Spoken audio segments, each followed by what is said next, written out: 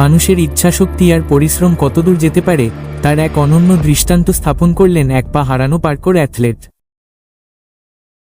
তিনি একদিনেই ভেঙেছেন 3টি বিশ্ব রেকর্ড, যা পুরো বিশ্বকে অবাক করে দিয়েছে।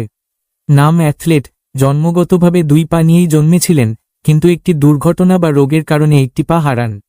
তবে তিনি দমে যাননি। পার্কোরের প্রতি তার ভালোবাসা আর আত্মবিশ্বাস তাকে নতুন উচ্চতায় নিয়ে যায়।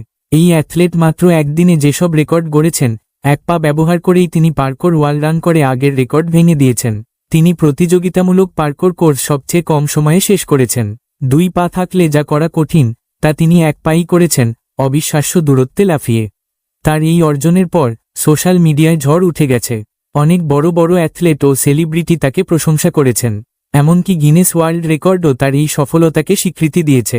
এই সফলতা শুধু পার্কোর কমিউনিটির জন্য নয়, বরং সব মানুষের জন্য এক অনুপ্রেরণা। শারীরিক সীমাবদ্ধতা বাধা হতে পারে না যদি ইচ্ছাশক্তি থাকে। এই গল্প আমাদের শেখায়, শরীর নয়, মন শক্তিশালী হলে কিছুই অসম্ভব নয়। আপনি কি মনে করেন এমন আরও অ্যাথলেটদের গল্প আমাদের জানা উচিত? আপনার মতামত জানান।